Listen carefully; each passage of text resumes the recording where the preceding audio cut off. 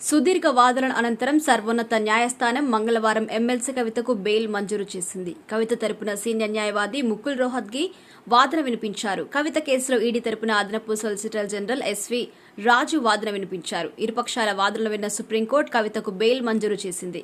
ఇక రాత్రికి తీహార్ జైలు నుంచి కవిత విడుదల కాబోతున్నారు. అయితే బెయిల్ మంజూరు చేసిన వెంటనే తదుపరి పత్రాలు సమర్పించేందుకు కేటీఆర్ న్యాయవాదులతో కలిసి ఉరుగులు పరుగులు పెట్టారు.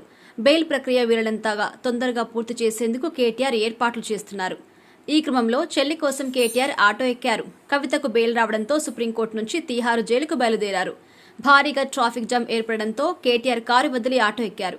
బెయిల్ ప్రక్రియను సాయంత్రంలోగా పూర్తి చేసేందుకు ప్రయత్నించారు. అన్ని ఫార్మాలిటీస్ పూర్తయితే సాయంత్రం నాటికి కవిత విడుదల కాబోతున్నారు. ఇక ఇవాళ కేటీఆర్, కవిత, హరీష్ రావు ఢిల్లీలోనే ఉండి బుధవారం మీడియా సమావేశం ఏర్పాటు చేయబోతున్నారు. అనంతరం మధ్యాహ్నం హైదరాబాద్కి రాబోతున్నారు.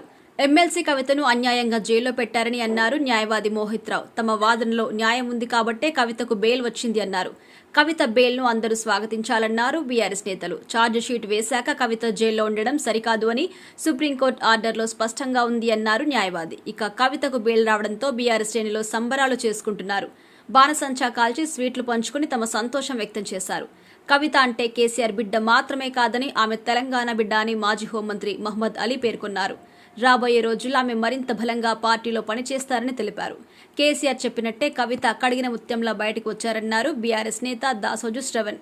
ఇక కవితను హింసించి కేంద్ర ప్రభుత్వం ఏం సాధించారని ప్రశ్నించారు.